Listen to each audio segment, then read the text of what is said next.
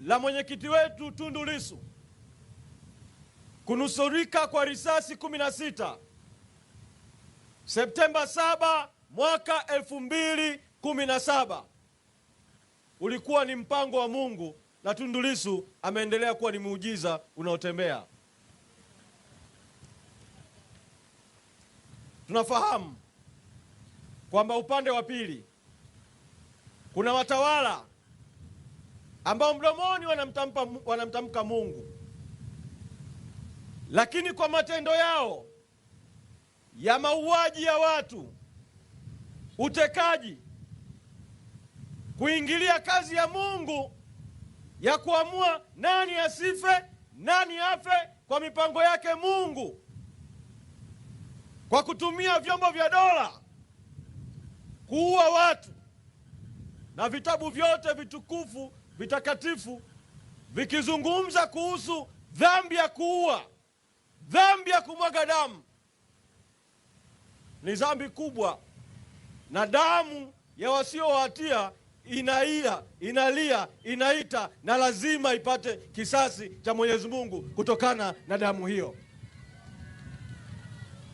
Sasa tarehe 23 mwezi Aprili mwaka huu wa 2026 kulikuwa na tukio Dar es Salaam, tukio la mwenyekiti wa kilichoitwa tume ya uchunguzi kukabidhi ripoti kwa rais juu ya mauaji yaliyotokea tarehe 29 Oktoba na siku zilizofuatia, na tukaisikia ripoti ya mwenyekiti wa tume ikitoa takwimu ya kwamba watu 518 wameuawa na wengine wengi zaidi hawajulikani wako wapi.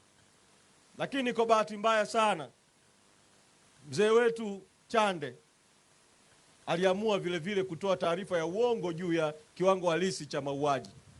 Sisi Chadema tumechukua msimamo wa kwamba ili ukweli ujulikane juu ya mauaji, ili kuwa na haki, ili kuwa na uwajibikaji kwa ukweli, ni lazima ufanyike uchunguzi huru ukihusisha watu huru wa kitaifa wa ndani na wachunguzi wa kimataifa. Ukweli halisi wa mauaji uwe hadharani.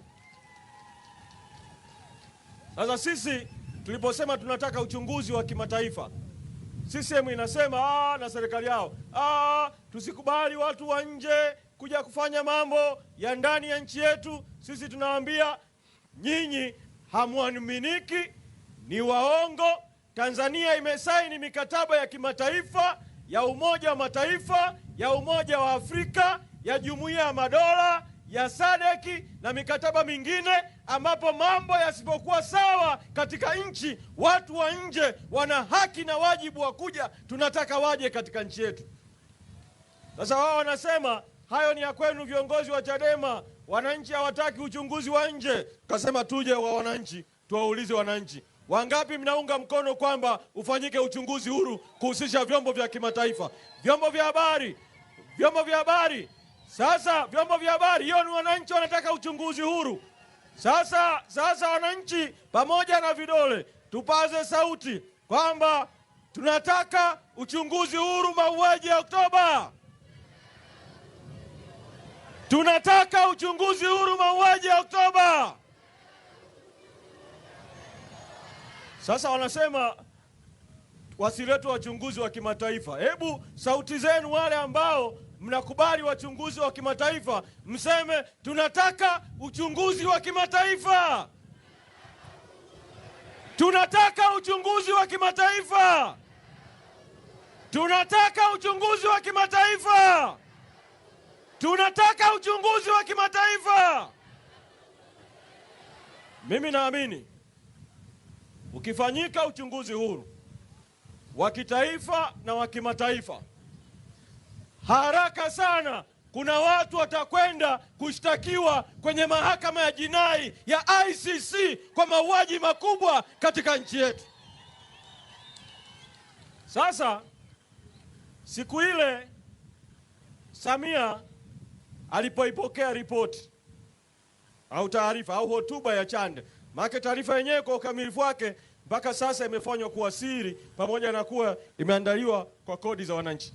Rais Samia akatoa hotuba ya kumjibu Jaji Chande, hotuba ambayo ilikuwa inaonyesha kulikuwa na mawasiliano kati ya Chande na Samia kabla katika kuandika hotuba, kwa kuwa walikuwa wanasoma hotuba kama wanafuatana hivi, na alisema ameiona ripoti pale pale, lakini alipokwenda kutoa hotuba akatoa hotuba iliyoandikwa anaijibu ripoti ambayo alisema aliiona pale pale. Kwa hiyo kimsingi Samia alisema uongo pale siku ile hadharani kabisa.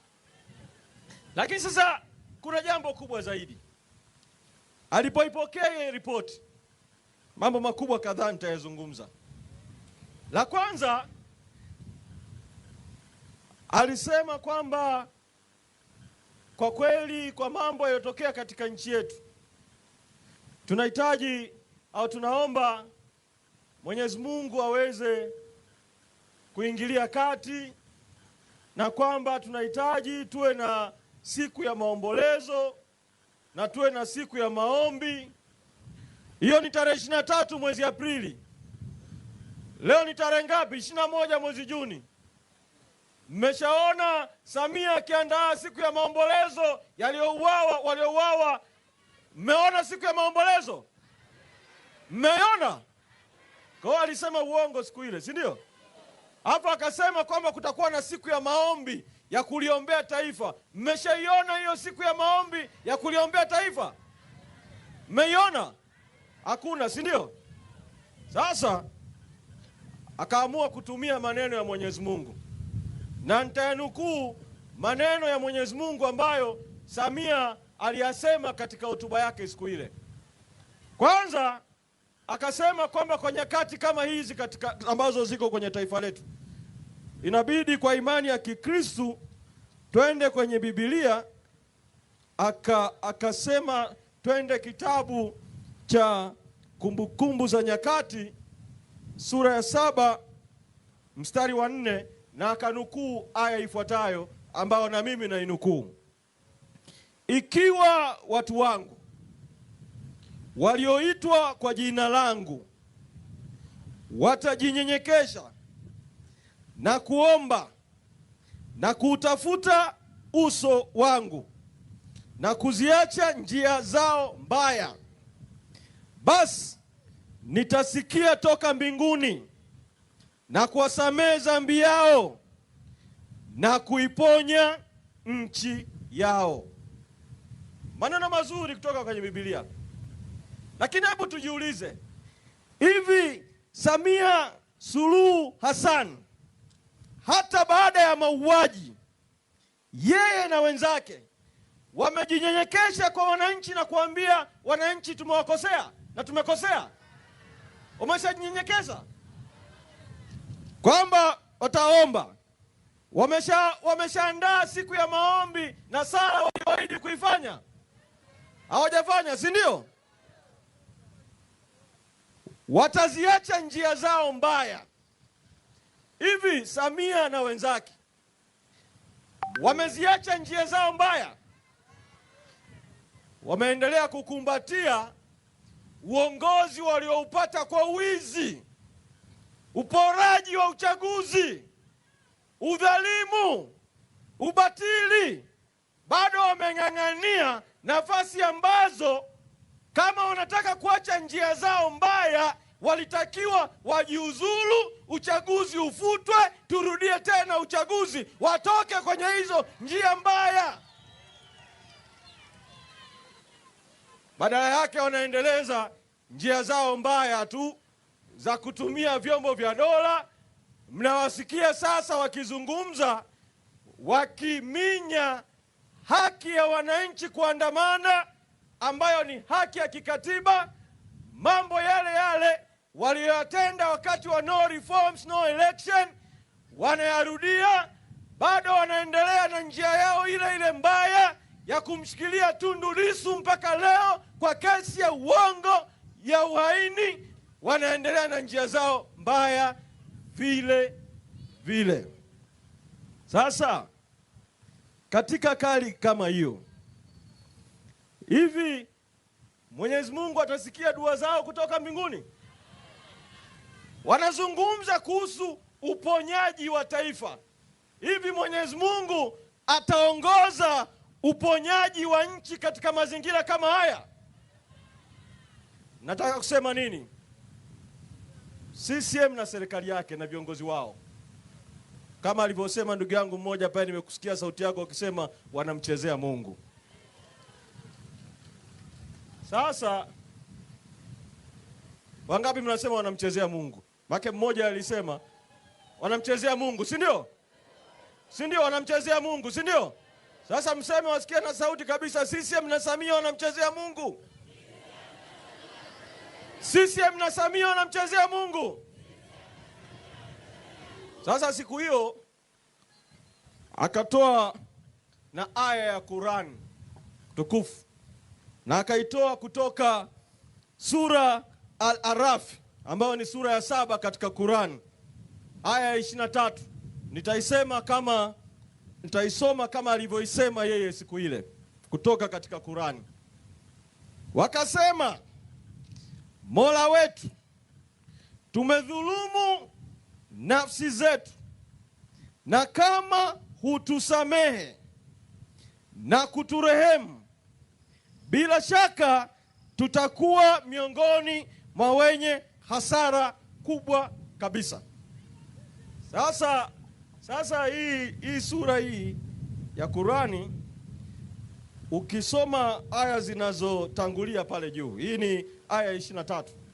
Lakini mimi nilipomsikiliza Samia siku ile, nilikwenda kuchukua msahafu, nikaenda kuangalia sura aya ya 19, nikaangalia aya iliyofuatia 20 na kuendelea, ili kupata mtiririko.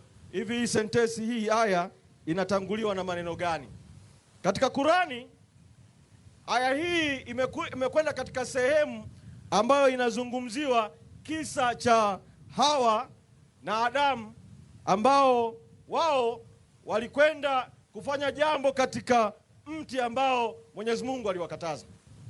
Alafu baadaye sasa, baada ya kufanya makosa, kufanya hiyo dhambi, ndio sasa Mwenyezi Mungu alipowafunua macho kuona wamekosea, baada ya kushawishiwa na shetani au ibilisi, ndio sasa wakasema, Mola wetu, tumedhulumu nafsi zetu. Kwa hiyo kwanza walikiri makosa, waliona wamekosea nafsi zao, tumedhulumu nafsi zetu, na kama hutasamehe na kuteremu, bila shaka tutakuwa miongoni mwa wenye hasara.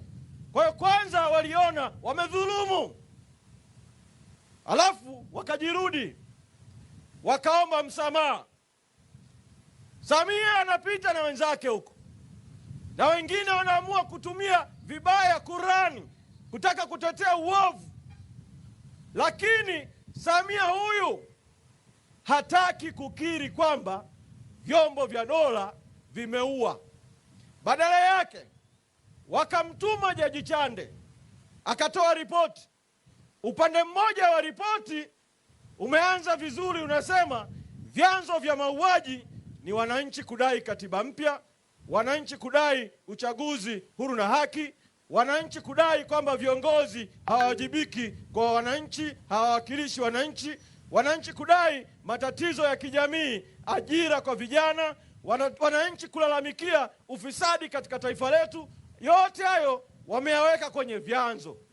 Alafu badala ya kushughulika na vyanzo na waliosababisha hali hiyo, Chande akasukumwa kwenye shimo na tume yake ya uchunguzi, wakaanza kushughulika na vinavyoitwa vichocheo. Yaani kuna chanzo alafu kuna kichocheo. Vichocheo wakataja ni no reform no election, Oktoba tunatoka, Oktoba tunatiki. Alafu wakasema hivyo vichocheo vinahusu wanasiasa, wanaharakati. Alafu wakasema wao hawataki kutaja majina, ila itaundwa tume nyingine ya kijinai kuchunguza jinai zilizofanywa na hao. Alafu hata huko kwenye vichocheo, kauli kama hakutakuwa na nywinywinywi iliyosomwa na Samia hawakuingiza hata kwenye ripoti yao. Kama hata angekuwa wa kweli kidogo, hawakuingiza kwenye ripoti yao. Kauli ya nywinywinywi ya Samia ndio ikafanya hawa polisi hawa nao, yeye akasema hakutakuwa na nywinywinywi, wao wakaamua kutakuwa na pu pu pu. si ndio? Kwa hiyo nayo hawakuiweka, lakini kubwa zaidi walipaswa, kwa kuwa chanzo ni kikubwa kuliko kichocheo, walipaswa waseme ni nani amekwamisha katiba mpya, ni nani amefanya uchaguzi usiokuwa huru na haki, ni nani amefanya vijana wasiwe na ajira, ni nani amefanya ufisadi. Halafu huyo aliyefanya hayo, huyo ndio aliyesababisha mauaji ya Oktoba 29 na siku zilizofuatia. Na kama ingekuwa hivyo, ripoti ingekuwa na ukweli huo, maana yake sasa hivi hiyo tume ya pili wanayoita ya jinai iliyoitwa na inaitwa Jaji Lila kama mwenyekiti, jaji wa mahakama ya rufaa, hiyo tume sasa hivi ingekuwa inamchunguza Samia, ingekuwa inamchunguza IGP, ingekuwa inamchunguza mkuu wa majeshi, ingekuwa inawachunguza waliohusika kutoa amri ya kuua watu na waliohusika kusababisha matatizo katika nchi yetu kwa miaka mingi, yaliyopandisha hasira, uchungu wa watu kwa namna ambayo watu waliona. Wengine waliamua kwenda barabarani, wengine waliamua kubaki nyumbani bila kwenda kupiga kura, lakini bado wakafuatwa mpaka majumbani, wakapigwa risasi, wakauliwa. Hao ndio wangeshughulikiwa. Sasa ndugu zangu, siku hiyo ya tarehe 23 tume ya Chande ikasema kupitia kwa Chande kwamba kwenye mapendekezo sasa ufumbuzi ni nini. Wakapendekeza tume ya Chande kwamba kwenye swala la katiba mpya, wao wakapendekeza kuwa kutaundwa kamati ya wataalamu ili mchakato wa katiba uendelezwe na ukamilike mwaka 2028. Tume ikasema hivyo. Tume ilipomaliza kusema hayo, Rais Samia wakati anatoa hotuba, rais haramu, rais batili, wakati anatoa hotuba akijibu hotuba ya Jaji Chande, yeye akasema, akaenda tofauti na ile tume. Yeye akasema ataunda kamati ya maridhiano ya katiba, alafu itafanya mchakato wa katiba mpya ukamilike ifikapo mwaka 2028. Lakini Samia akasema mambo mengine yenye nia mbaya ya kukwamisha mchakato wa katiba. Akasema hivi, tumemaliza ripoti ya tume ya uchunguzi ya Chande, akasema nitaunda tume nyingine ya uchunguzi wa jinai. Alafu akasema tume ya jinai itakapokamilisha kazi yake, nitaunda tume nyingine ya maridhiano. Alafu tume ya maridhiano ikishakamilisha kazi yake, ndio nitaunda tume ya katiba mpya. Mnaelewa tafsiri yake? Yaani tume ya kwanza imeanza kuanzia Oktoba huko Novemba imeendelea mpaka Aprili. Tume ya kwanza miezi yote hiyo. Tume ya pili imeanza sasa, haijulikani hata itamaliza nini, kwa sababu inasema inachunguza jinai. Haijulikani hata uchunguzi wa jinai utakamilika lini. Kwa hiyo tume ya tatu haijulikani itaundwa lini. Kama tume ya pili haijulikani itamalizika lini, tume ya tatu haijulikani itaundwa lini, tume ya nne ndio kabisa hutajua itaundwa lini. Kwa hiyo wanachokifanya ni nini? Wanavuta muda kwa kuchelewesha kwa uundaji wa tume. Ikifika mwaka 2028 katiba iwe haipo, wawaambie samanini jamani, tumebakisha miezi michache kuelekea uchaguzi wa serikali za mitaa, kwa hiyo tuachane kwanza na mambo ya katiba, tufanye uchaguzi wa serikali za mitaa, vijiji na vitongoji kwa katiba hii kwa sheria hizo mbovu. Alafu wakishaengua wagombea na kupora uchaguzi kwenye vijiji, vitongoji na mitaa, waseme mnajua mwaka huu 2029 tumebakisha muda mfupi kuelekea uchaguzi wa 2030, kwa hiyo hatuwezi vile kuandika katiba mpya. Vuteni subira, twendeni kwenye uchaguzi na katiba hiyo ya 77, alafu tunawaahidi tena kwa mara nyingine tena, baada ya uchaguzi tutaanza na jambo la katiba. Ndio maana kwa kutambua hilo, uongo wa CCM, unafiki wa Samia, unafiki wa serikali. Sisi tumesema mchakato wa katiba lazima uanze sasa, lazima uanze sasa, lazima uanze sasa. Wangapi mnaunga mkono mchakato wa katiba uanze sasa? Wote. Sasa hiyo mikono ya wote, wote, wote. Lakini wasikie na sauti ya Makambako. Semeni mchakato wa katiba uanze sasa. Mchakato wa katiba uanze sasa. Mchakato wa katiba uanze sasa.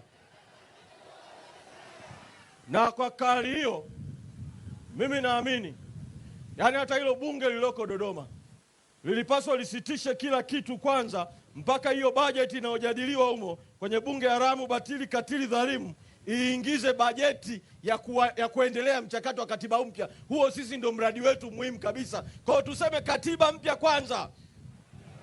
Katiba mpya kwanza. Tuliambie bunge katiba mpya kwanza. Katiba mpya kwanza. Katiba mpya kwanza.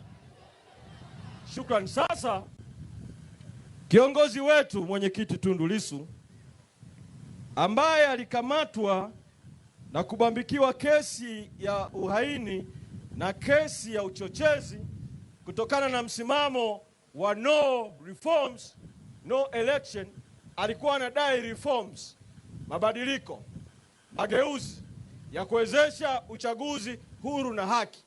Na mabadiliko na mageuzi aliyodai yalikuwa ni mabadiliko na mageuzi ya kikatiba. Kwa amekamatwa kwa sababu ya katiba mpya. Amekamatwa kwa sababu ya marekebisho ya katiba. Amekamatwa kwa sababu ya mabadiliko ya katiba. Amekamatwa kwa sababu ya kudai uchaguzi huru na haki. Uhaini, uchochezi ni uongo tu wa Samia na waliomfungulia kesi, si ndio? Lissu sio mhaini, si ndio? Sasa kuna njia mbili tu za Lissu kuachiwa. Nitasema moja tu leo kwa sababu ya muda na dakika 3 tu. Kuna njia ya mahakamani, kesi kusikilizwa kwa haraka na haki ikatendeka kwa haraka, kwa sababu haki iliyochelewa ni haki iliyocheleweshwa. Justice denied is just delayed. Sasa tunaamini kesi ikisikilizwa, imekwisha onekana pale Mahakama Kuu Lissu alivyowashughulikia wale mashahidi wa serikali mpaka wakapoteana. Yani wakiachia hiyo mechi ikaendelea, Lissu ni kama jeshi la mtu mmoja, yani waje wote, mwanasheria mkuu wa serikali, mwendesha mashtaka, mawakili wao, na hata wakiamua na Samia naye akasaidie utetezi, bado jeshi la mtu mmoja litawapiga mahakamani kwenye hiyo kesi. Lissu, Lissu, Lissu, Lissu, Lissu, Lissu, Lissu, Lissu, Lissu. Asante peoples. Nikisema katiba mpya mnasema free Tundu Lissu. Katiba mpya! Katiba mpya! Katiba mpya! Katiba mpya! Katiba mpya! Sasa kuna njia rahisi sana ya Lissu kuachiwa. Aliyefungua kesi ni mwendesha mashtaka DPP. Mwendesha mashtaka amepewa mamlaka kwa katiba na sheria, wakati wowote akiona kesi yoyote iliyofunguliwa haina maslahi kwa umma au ina mapungufu, anapeleka mahakamani hati inaitwa hati ya kutokuwa na nia ya kuendelea na kesi. Kwa Kiingereza na kwa Kilatini inaitwa nolle prosequi, nolle prosequi, kwamba hana nia ya kuendelea na kesi. Kwa neno la Kilatini hilo, maneno ya Kilatini nolle prosequi, hana nia ya kuendelea na kesi, kwamba hana nia ya kuprosecute, kesi inafutwa. Alifanya hivyo kwenye kesi ya mwenyekiti alikuwepo Mbowe, alishtakiwa kwa ugaidi, akapeleka nolle prosequi, Mbowe akatoka immediate. Sasa sisi tunaamini badala ya kupoteza muda wa Lissu gerezani na kupoteza muda wa majaji mahakamani na kutumia gharama kubwa kuendesha kesi isiyokuwa na maana yoyote, tunamtaka mwendesha mashtaka DPP na Samia Suluhu Hassan ambaye ana mamlaka juu yake wapeleke hati ya kuifuta hiyo kesi ya Tundu Lissu mara moja. Tundu Lissu awe huru, si ndio? Wangapi mnaunga mkono kesi ifutwe? Sasa kama mnaunga mkono na kesi ifutwe, kesi ifutwe, kesi ifutwe, semeni DPP Samia, futeni kesi ya Lissu. DPP Samia, futeni kesi ya Lissu. DPP Samia, futeni kesi ya Lissu. Ndugu zangu, niishie hapa kwa muda huu ili nimlete makamu mwenyekiti. Lakini kwa kuwa nimezungumza kuhusu Mungu leo, kuna msemo unasema sauti ya watu, sauti ya Mungu. Kwa Kilatini vox populi vox Dei. Kwa nikikunja ngumi nikisema sauti ya watu, mnasema sauti ya Mungu. Sauti ya watu! Sauti ya watu! Sauti ya watu! Sisi Chadema tunaamini kwenye falsafa ya nguvu ya umma, people's power. Na umma ni watu, sawa sawa, na nguvu ni power. Kwa tunaamini kwenye falsafa ya nguvu ya umma. Na kwa sababu sauti ya watu ni sauti ya Mungu, maana yake vile vile nguvu ya umma ni nguvu ya Mungu, si ndio? Kwa nikisema nguvu ya umma, mnasema nguvu ya Mungu. Nguvu ya umma! Nguvu ya umma! Nguvu ya umma! Asanteni sana, Mwenyezi Mungu abariki.